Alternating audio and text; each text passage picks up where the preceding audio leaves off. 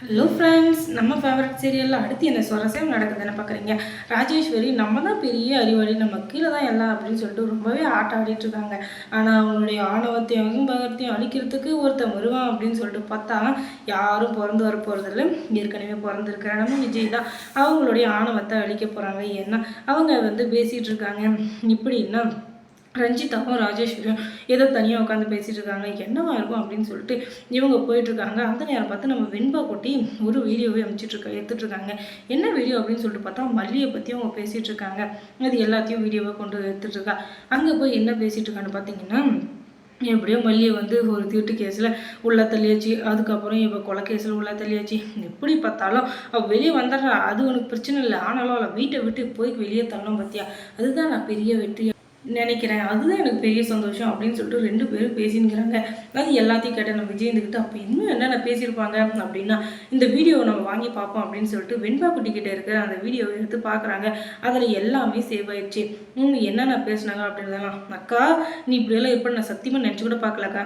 ஏக்கா இப்படியெல்லாம் பண்ணேன். உனக்கு மல்லி என்ன பாவம் பண்ணா, இல்லை நான் என்ன பாவம் பண்ணேன், இல்லை என் வெண்பா குட்டி என்ன பாவம் பண்ணா, நாங்கள் உண்டு எங்கள் வேலை உண்டுன்னு தான் இருக்கோம். ஆனால் நீ இப்படி ஒரு கேவலமான வேலையை பண்ணி வச்சிருக்க. உனக்கு என்ன தான் வேணும், ஏன் இப்படிலாம் பண்ணுற அப்படின்னு சொல்லிட்டு பயங்கரமாக திட்டிகிட்டு இருக்காரு.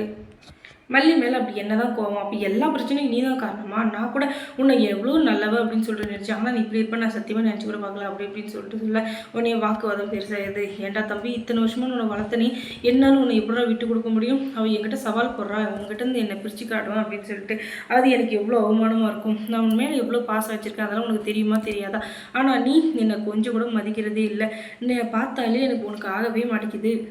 நீ எங்கே இத்தனை வருஷமாக பார்த்துக்கிட்ட அக்காவை விட்டுட்டு அந்த மல்லி பின்னாடி போய்வியோ அப்படின்ற ஒரு நட்பாசையில் தான் நான் இப்படிலாம் பண்ணிட்டேன். எனக்கு உன்னை ரொம்ப பிடிக்கும்டா, சின்ன வயசுலேருந்து உன்னை ஒரு குழந்தையாக பழக்கணும் அப்படின்னு ஆசைப்பட்றேன். ஆனால் அந்த மல்லி எங்கிட்ட உன்னை பிரிச்சிருவாளோ அப்படின்னு சொல்லிட்டு எனக்கு ரொம்பவே கஷ்டமாக இருக்குது. அந்த ஒரே காரணத்தினால நான் இப்படிலாம் பண்ணிட்டேன். தயவு செஞ்சு நம்ம மன்னிச்சிரு. என்ன மட்டும் நீ தப்பாகவே நினைச்சிடாத.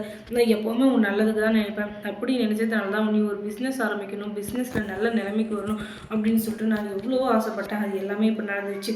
நீ சந்தோஷமாக இருக்கியா, அதுவே எனக்கு போதும் அப்படின்னு சொல்லி நான் சந்தோஷமாக இருக்கணும். நான் மல்லியும் கூட இருக்கணும். இங்கே என்ன மல்லி மேலே உயிரே வச்சிருக்கா வெண்பா மேலே அதுக்கு மேலே உயிரை வச்சிருக்கா அந்த மல்லி. அவங்க 2 பேரும் இல்லாத வாழ்க்கையை என்னால் நினச்சி கூட பார்க்க முடியல. இதுக்கு மேலேயும் உன்னை விட்டு வச்சா நீ இன்னும் எத்தனை பேரோட வாழ்க்கையை கிடப்பேன்னு தெரியல. அதனால் முதல்ல போலீஸ்க்கு ஃபோன் பண்ணுறேன் அப்படின்னு சொல்லிட்டு போலீஸ்க்கு ஃபோனை பண்ணுறாங்க. அவங்க என்ன ஏதுன்னு விசாரிச்சுட்டு அரெஸ்ட் பண்ணி கூப்பிட்டு போயிடறாங்க. அதுக்கப்புறம் இவங்க தான் குற்றவாளி விட்டுக்கிட்டு உங்ககிட்ட ஏதாச்சும் ஆதாரம் இருக்கா அப்படின்னு சொல்லிட்டு அவங்க கேட்க இருக்குவே இல்லை, நல்லாவே இருக்குது. அவங்களே வாக்குமூலம் கொடுத்துருக்காங்க. அது என் குழந்தை தெரியாதனமாக விளையாட்டுத்தனமாக எடுத்தது, அது இப்போ யூஸ் ஆகுது. இவங்க தான் குற்றவாளி அப்படின்னு சொல்லிட்டு அந்த வீடியோ எடுத்து காட்டுறாங்க. அதில் இவங்க ஃபஸ்ட்டு பண்ண பித்தலாட்டு வேலை, ஃப்ராடு வேலை எல்லாமே பதிவாயிருக்கு. அதே மாதிரி இப்போ பண்ணுற பித்தலாட்டு வேலை பதிவு எல்லாமே பதிவாயிருக்கு. அதனால் அதை பார்த்தவங்க கன்ஃபார்மே பண்ணிடுறாங்க, நீங்கள் தான் இந்த வேலையை பண்ணியிருக்கேன் அப்படின்னு சொல்லிட்டு.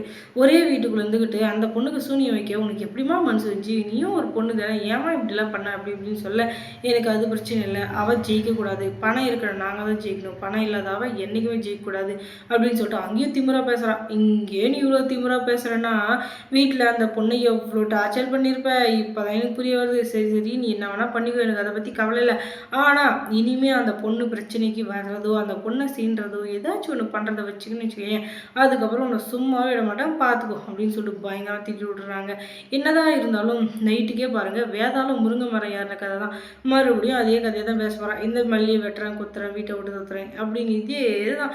அவள் வாயில் எப்போவுமே நல்லதே வரப்போகிறதில்ல. எப்போ பார்த்தாலும் யாராச்சும் ஒருத்தர் அழிக்கணும் ஒழிக்கணும், இவன் மட்டும் அதில் குழுக்காயினும் சந்தோஷமாக இருக்கணும். என்ன புத்தியோ இதெல்லாம் தெரியல.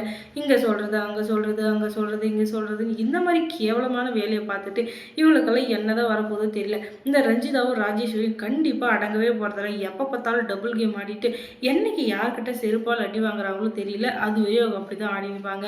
சரி, அவங்க எப்படி தான் போயின்னு போகிறாங்க. அதுக்கப்புறம் மல்லி சீரியலில் என்ன சுவாரஸ்யமாக நடந்திருக்கும் அப்படின்னு நீங்கள் தெரிஞ்சுக்கணுன்னா முதல்ல நம்ம சேனலை சப்ஸ்கிரைப் பண்ணுங்கள். அதோட பக்கத்தில் இருக்க அந்த பெல் ஐக்கானை கொஞ்சம் கிளிக் பண்ணி விடுங்க. தொடர்ந்து இந்த சேனலுக்கு சப்போர்ட் கொடுங்க. தேங்க்ஸ் ஃபார் வாட்சிங்.